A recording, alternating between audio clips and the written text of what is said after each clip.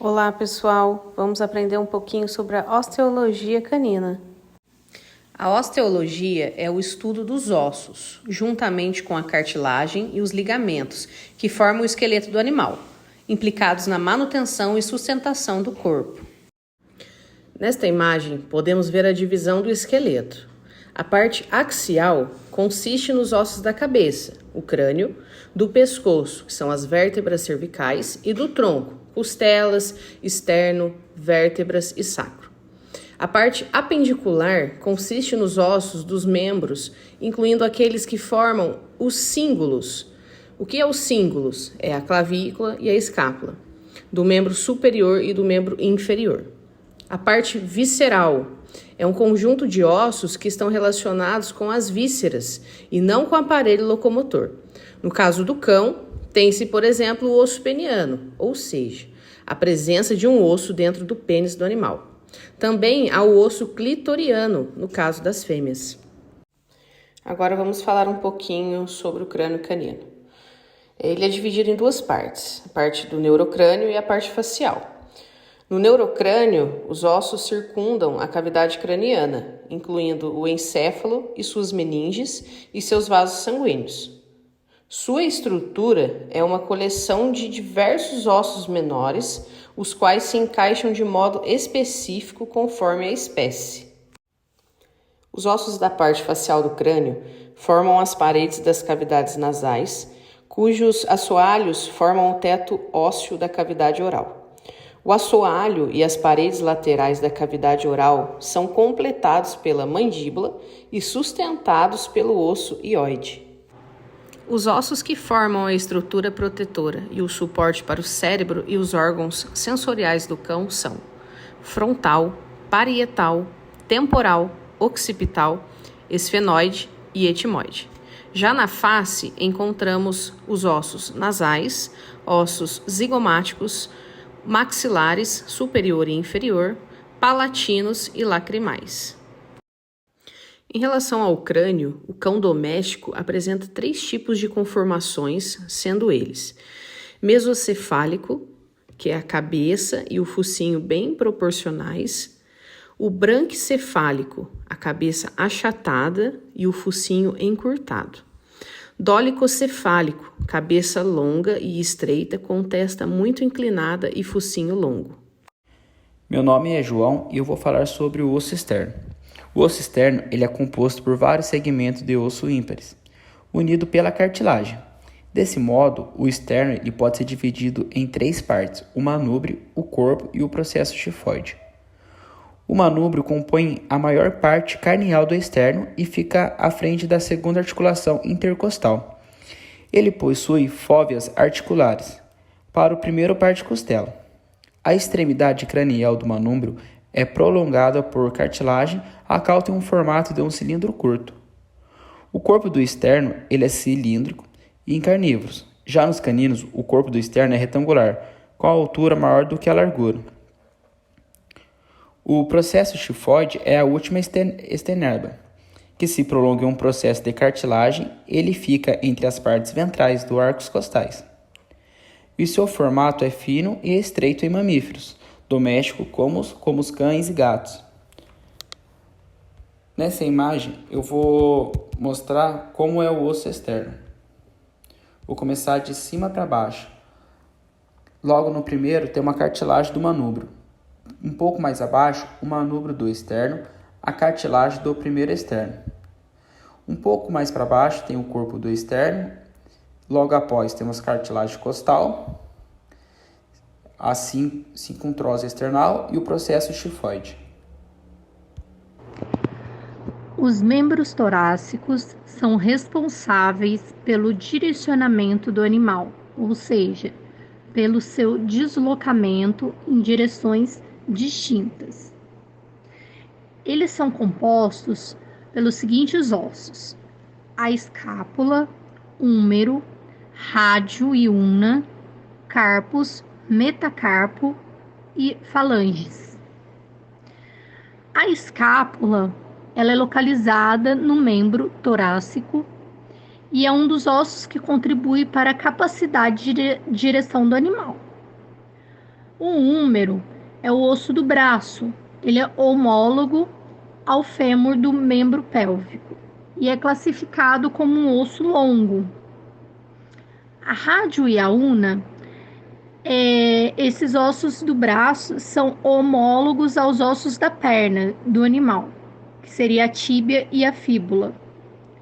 Os carpos são os ossos curtos, que proporcionam a articulação no membro torácico.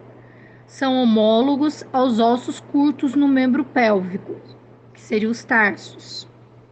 O metacarpo é localizado na mão do animal. É um osso longo. As falanges, temos a proximal, a média e a distal. As falanges, elas são iguais aos membros, tanto torácico quanto pélvico. Membros pélvicos. Função: os membros pélvicos estão relacionados com a capacidade de tração animal, ou seja, a força para realizar movimentos em determinadas direções.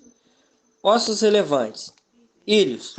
Presente no membro pélvico é homólogo à escápula, no membro torácico, ambos classificados como ossos planos.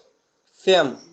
O osso da coxa no membro pélvico, homólogo ao húmero no membro torácico, e é um osso longo. Tíbia e fíbula. Corresponde aos ossos da perna do animal. Tarsos. Homólogos ao corpo, no membro torácico. Metatarso, localizado no pé do animal, é um osso longo. A anatomia da costela canina é uma estrutura fundamental para a saúde e bem-estar dos cães. As costelas são ossos longos e curvos que se estendem desde a coluna vertebral até o esterno, formando uma proteção para os órgãos vitais, como o coração e os pulmões. Cada cão possui um número específico de costelas, que pode variar de acordo com a raça e o tamanho do animal. As costelas são compostas por osso compacto e esponjoso, o que lhes confere resistência e flexibilidade ao mesmo tempo. Além da função de proteção dos órgãos internos, as costelas também desempenham um papel importante na respiração do cão. Durante a inspiração, os músculos intercostais se contraem, elevando as costelas e expandindo a caixa torácica para permitir a entrada de ar nos pulmões. Já durante a expiração, os músculos relaxam e as costelas retornam à sua posição original. É fundamental que os tutores estejam atentos à saúde das costelas de seus cães, uma vez que lesões nessa região podem ser graves e comprometer a respiração e saúde do animal. Qualquer sinal de dor, inchaço ou dificuldade respiratória devem ser imediatamente avaliado por um médico veterinário. É importante que os tutores saibam realizar exame físico para verificar a saúde das costelas de seus cães. Algumas orientações são a palpação suave, observação de alterações na respiração e o exame visual. O osso peniano, também conhecido como osso báculum, é um osso presente em muitos mamíferos, incluindo alguns primatas, roedores, carnívoros e morcegos. No entanto, é importante notar que os seres humanos e alguns grupos de mamíferos, como cetáceos e equídeos, não possuem esse osso. O osso peniano tem variações significativas em tamanho, forma e estrutura dependendo da espécie. Em alguns animais, como certas espécies de roedores, o osso peniano pode ser extremamente proeminente em relação ao tamanho do órgão genital. Em outros mamíferos, como carnívoros e primatas, o osso peniano pode ser menor e menos visível. A função exata do osso peniano ainda não é totalmente compreendida, mas acredita-se que esteja relacionada com a reprodução e o comportamento sexual de certas espécies. Em algumas espécies, o osso peniano pode auxiliar na estabilização e suporte durante a cópula. É importante destacar que o estudo do osso peniano é de interesse para pesquisadores nas áreas de anatomia comparada, evolução e biologia reprodutiva. Compreender as variações na presença e estrutura do osso peniano entre as espécies pode fornecer percepções importantes sobre a evolução da reprodução em mamíferos. A coluna vertebral do canino é composta por várias vértebras que se estendem do pescoço até a base da cauda. Existem 3 curvaturas ao longo do seu eixo: curvatura convexa dorsal, entre a cabeça e o pescoço, curvatura côncava dorsal entre a coluna cervical e torácica, curvatura convexa dorsal entre a coluna dorsal, torácica e lombar. Elas são divididas em 7 vértebras cervicais, 13 vértebras torácicas, 7 vértebras lombares, 3 vértebras sacrais e de 20 a 23 vértebras coxígenas. Nessa imagem 2, a estrutura básica de uma vértebra, vista cranial. Do lado direito tem o processo espinhoso, processo articular caudal, processo acessório, incisura vertebral caudal, processo transverso, extremidade caudal, corpo vertebral, crista ventral, arco emal. Já do lado esquerdo, temos o processo articular cranial, processo mamilar, arco vertebral, incisura vertebral cranial, forame vertebral e extremidade cranial. Nessa terceira imagem, temos a coluna cervical do cão, de vista dorsal. Temos a incisura alar, asa do atlas, forame transverso, que compõe a primeira vértebra, que é a atlas. Processo espinhoso, forame transverso, processo transverso, que compõe a segunda vértebra, que é a axis. Processo transverso com tubérculo dorsal, que é a terceira vértebra cervical. Processo articular caudal, processo espinhoso, processo articular caudal, processo transverso, espaço interarcos. E o processo espinhoso, que é a sétima vértebra cervical. Nessa quarta imagem, temos a primeira vértebra cervical, que é a atlas, de vista dorsal.